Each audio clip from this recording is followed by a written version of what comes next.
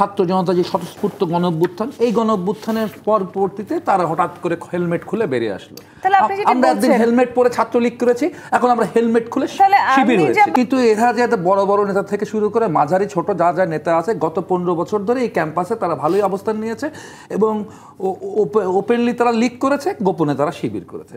আমি বলবো শিবিরের দক্ষতা বেড়েছে কিনা জানি না, তবে শিবিরের চতুরতা খুব বেড়েছে এবং তারা খুব চতুর, মানে এখন হচ্ছে ডিল করছে আর কি। ডাক্তার সাজিদুল হক রুবেল যে কথাটি বলছেন, আরমান হোসেন শিবিরের সাংগঠনিক দক্ষতার কথা বলছেন এবং সেটি হয়তো ডাকসু নির্বাচনে অনেকটাই আমরা দেখতে পারলাম কিনা, বা আসলে অনেক রকমের অভিযোগ আছে। ডাকসু নির্বাচনের গ্রহণযোগ্যতা নিয়েও প্রশ্ন আছে। একচেটিয়াভাবে আসলে শিবিরের বিপক্ষে প্রায় সবগুলো অন্যান্য রাজনৈতিক দলের পক্ষে যারা নির্বাচন করছেন তারা অভিযোগ করেছেন।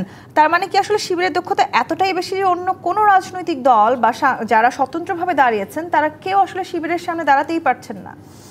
ধন্যবাদ আমার সহ আলোচক এবং যারা শুনছেন দেখছেন সবাইকে শুভেচ্ছা। শিবিরের দক্ষতা অনেক বেড়ে গেছে, সেই জন্য সব আপামর সব ছাত্র সংগঠন তার বিরুদ্ধে অভিযোগ করছে। ব্যাপারটা একটু এরকমই হতে পারে আর কি, আপনার প্রশ্নের ধারাটা। আমি বলবো শিবিরের দক্ষতা বেড়েছে কিনা জানি না, তবে শিবিরের চতুরতা খুব বেড়েছে এবং তারা খুব চতুর, মানে এখন হচ্ছে ডিল করছে আর কি। স্মার্টও বলবো না, কখনো কখনো মনে হচ্ছে তারা ক্লেভার, এবং তারা ক্লেভারটা তারা হয়েছে কিন্তু বিগত পতিত স্বৈরাচারের আমলেই, ঠিক আছে। তাদেরই আন্ডার কভারে তাদেরই ছাত্র সংগঠন ছাত্রলীগে তারা সংগঠিত ছিল। এবং দেখবেন যে জাতীয়তাবাদী ছাত্র দল বলেন কিংবা ছাত্র ইউনিয়ন, ছাত্র ফ্রন্ট বলেন, এরা কিন্তু পাবলিক বিশ্ববিদ্যালয় হলে অবস্থান করতে পারে নাই, স্বনামে সংগঠন করতে পারে নাই, বেনামেও সংগঠন করাটাকে তারা মেনে নিতে পারে না, তা ছাত্রলীগেও যোগ দেয় নাই তারা, ঠিক আছে। কিন্তু এরা যে বড় বড় নেতা থেকে শুরু করে মাঝারি ছোট যা যা নেতা আছে, গত 15 বছর ধরে এই ক্যাম্পাসে তারা ভালোই অবস্থান নিয়েছে এবং ওপেনলি তারা লিগ করেছে, গোপনে তারা শিবির করেছে।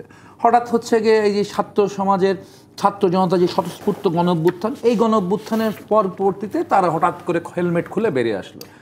আমরা একদিন হেলমেট পরে ছাত্রলীগ করেছি, এখন আমরা হেলমেট খুলে শিবির হয়েছে। অভিযোগটি করেছেন যে তলে তলে আওয়ামী লীগের সাথে আতাত করে শিবির আসলে সব ভোট নিয়ে নিয়েছে ছাত্রলীগ। ওটা ভিন্ন বিষয়, ওটা ভিন্ন বিষয়। কিন্তু তাদের যে এই পুরো বিশ্ববিদ্যালয়গুলোতে যে কাঠামো নিয়ে এখন তারা আবির্ভূত হয়েছে, এই কাঠামোটাতে কিন্তু তারা 5ই আগস্ট 2024-এর পরে বের হয়নি।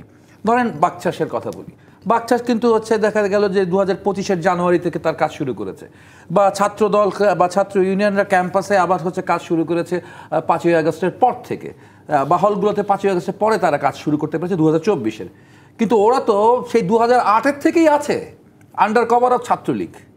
ফলে তাদের হচ্ছে নতুন করে খুবই ধারাবাহিকভাবে তারা তাদের সংগঠন চতুরতার সাথে বিকাশ করেছেন।